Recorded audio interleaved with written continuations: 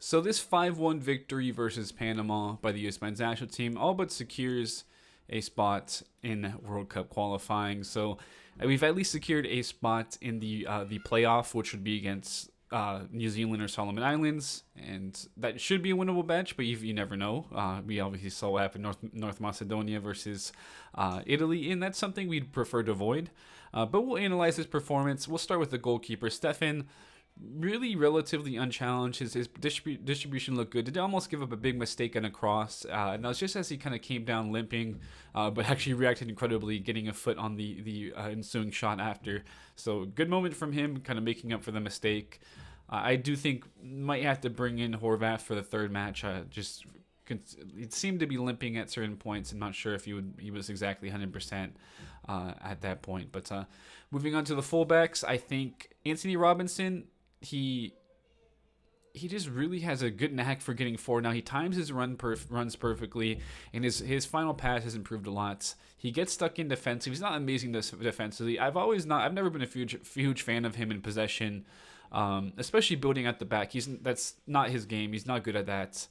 So if you can almost kind of avoid him having to do that, that's the main thing. You can see at some points he usually has one or two risky giveaways when he's asked to try to build at the back, and that's just one thing where if he was better technically, better on the ball in the situations, he'd be a much better fullback. He obviously has elite pace.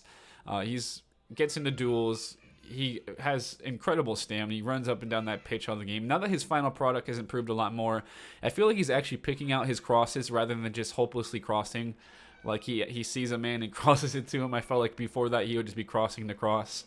You saw the cross into Pulisic, and the cross to Areola. Two very good assists from him, and that's just I feel like an area where he's really elevated his game. And he gets stuck in defensively. Just again in possession in the build-up, he's not incredible at times, and that's why I've always been a bit iffy on him. Miles Robinson, Walker Zimmerman, I have the same kind of criticisms of them, critiques of them. Excuse me. Neither of them are incredible on the ball, but they're very good no nonsense defenders. And you saw that for the most part this match. They have their shaky moments from time to time on the ball.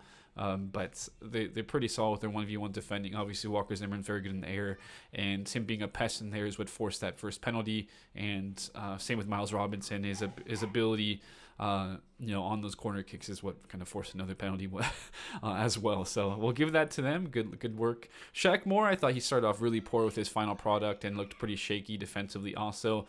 But after that goal, most of the team, he really settled into the match, and that was good to see.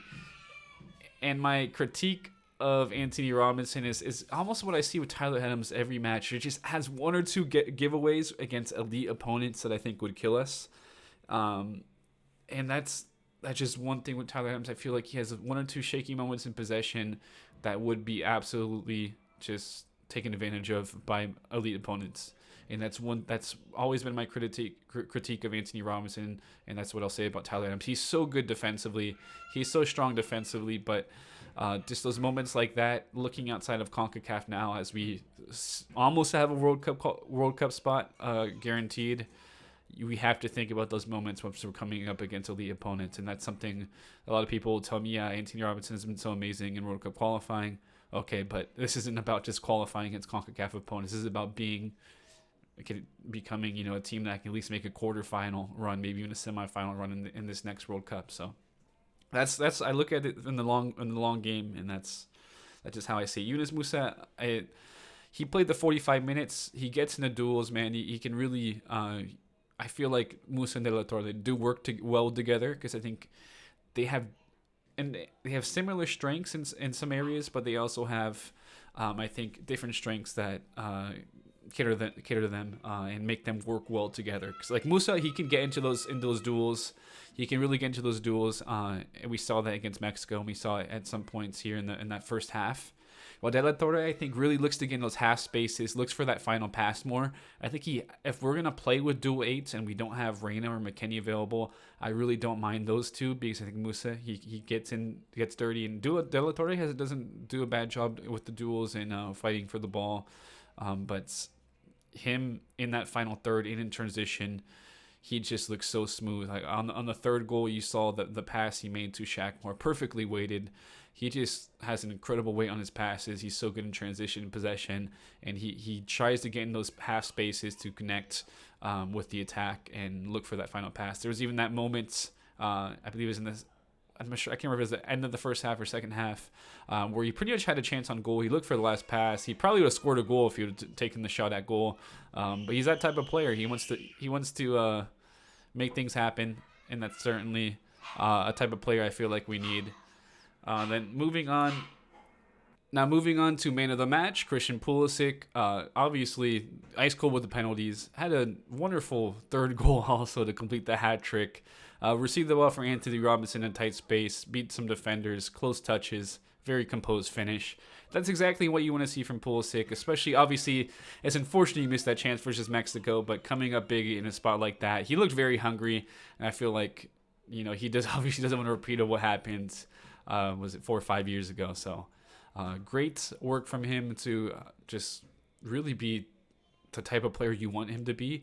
I feel like the main thing has always been he doesn't get the ball in those dangerous spots like you saw in the third goal, and finally people are trying to get him in those spots. You also saw the ball from Reina to Pulisic, and you just have people like that, and I feel like that's the main issues. We didn't have players like Luca de la Torre and Gio Reyna on the pitch who could really find those passes and try to get the ball to his Pulisic's feet in good spots, or again space in good spots. When you have guys like Roldan, Leggett, Acosta, who has fine from time to time. I think Acosta has shown a bit better as an 8 in these last couple matches actually, but he's nowhere close to the level of De La Torre. Reina as a engine, not engine, kind of a creator in the midfield, and Costa can do the engine work, obviously winning duels and not bad. Yes, moving on to Jesus Ferreira. Obviously had finally scored a goal there in the third one. Was glad to see him grab one in World Cup qualifying. Of course, he's scored quite a few goals in a friendly before, but I think what he brings really is some of the combination play.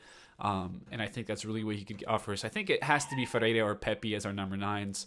They have the most chemistry and the best ability at the moment of the strikers recently called up with their back to goal and creating chances. It's just a matter of him finishing chances. Had one chance from De La Torre that he should have finished as well. That's one thing. If he can finish those chances more consistently, now he's playing more as a 9 at FC Dallas. If he gets into the groove for the World Cup, I think it's going to have to be Ferreira or Pepe. Those two, and then I think we can maybe look at a third option, a guy like Sargent or DK in the future. But I think really Ferreira can cement his spot as a number 9. And I think he brings a lot differently with just a lot, with his technical ability. There's one point where he did a great job holding up play, waiting for the attack to join him, and kind of almost made a little chance there. And I think that's what he brings a lot better at his hold up play and technically than Pepe, but still just needs to kind of have that goal. Doesn't exactly have that same goal scoring instinct that Pepe does. But if he can gain that, learn that, that would be awesome to see. Paul Arriola, actually, he scored a goal. He looked fine to me. I mean, he's never going to be an amazing player. He can assist as well, but I think he's fine for CONCACAF level opponents, but it should not be him when we're playing against the teams in the World Cup. And so there's always going to be players, you need extra players like that in World Cup qualifying. So I don't mind him coming up against teams like Panama, but when he's making the team over players, like even Sargent, who have shown more recently in better competition, I think that's where the big issue is with that. But moving on to some of the subs, obviously Giovanni Reina, he should have scored a goal himself, and he had that wonderful ball to Pulisic. Was asked to defend a lot more later in the match, which is unfortunate. I just want to see him a full 90 once he's healthy. Maybe we'll see him start in Costa Rica. We'll see if that's the match where he's given some more minutes.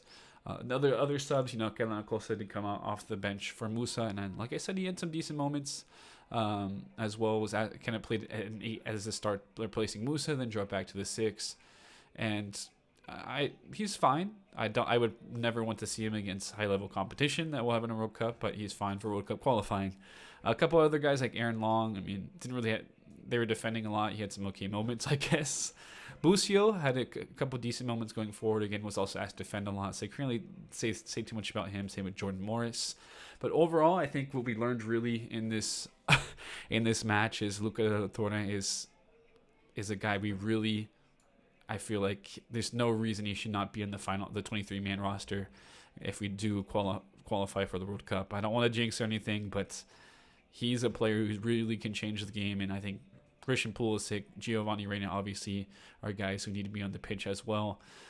Shaq Moore obviously is a guy who's going to be fighting against CONCACAF teams. Like, that's never the issue.